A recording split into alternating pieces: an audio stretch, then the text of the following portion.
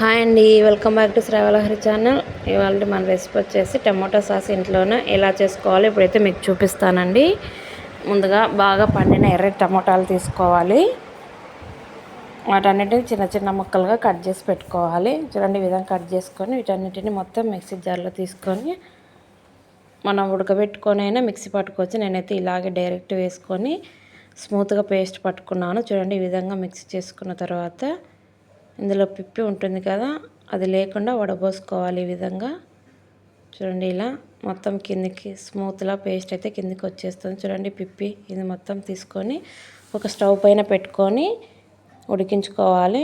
ఇందులోకి అయితే కొంచెం కారం, స్వీట్నెస్ కోసం షుగర్ని కూడా యాడ్ చేసుకుంటున్నాను. చూడండి, ఇవన్నీ వేసుకొని బాగా కలుపుకోవాలి. థిక్నెస్ వచ్చేంత వరకు బాగా ఉడికించుకోవాలి. చూడండి, ఈ విధంగా దగ్గర పడుతుంది కదా, ఇలా ఉడికించుకోవాలి బాగా. ఈ పై నురుగు రాకుండా బాగా ఉడికించుకోవాలి. ఇప్పుడైతే నేను కొంచెం వెనిగర్ అయితే వేసుకుంటున్నాను. వెనిగర్ లేకుంటే నిమ్మరసమైనా వేసుకోవచ్చు. ఈ నురుగు పోయేదాకా బాగా ఉడికించుకోవాలి. ఇది మొత్తం దగ్గరికి రావాలి. చూడండి, మనం బయట కొనే పని లేకుండా ఇంట్లోనే టమాటో సాస్ రెడీ చేసుకోవచ్చు. ఫుడ్ కలర్ ఏమి యాడ్ చేసుకోకుండా బాగుంటుంది. ఎర్రగా పండిన టమాటాలు తీసుకుంటే సాస్ కొద్దిగా ఎర్రగా వస్తుంది, బాగుంటుంది.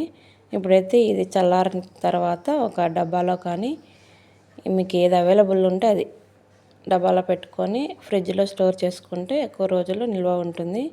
నేనైతే ఇది వెనిగర్ డబ్బా, ఇది ఖాళీగా ఉందనేసి నేను ఇందులో అయితే వేసుకుంటున్నాను. చూడండి, మొత్తం వేసేసుకున్నాను. మనకి ఇంట్లోనే ఈజీగా సాస్ రెడీ చేసుకోవచ్చండి. మీరు కూడా ట్రై చేయండి ఫ్రెండ్స్. బాయ్.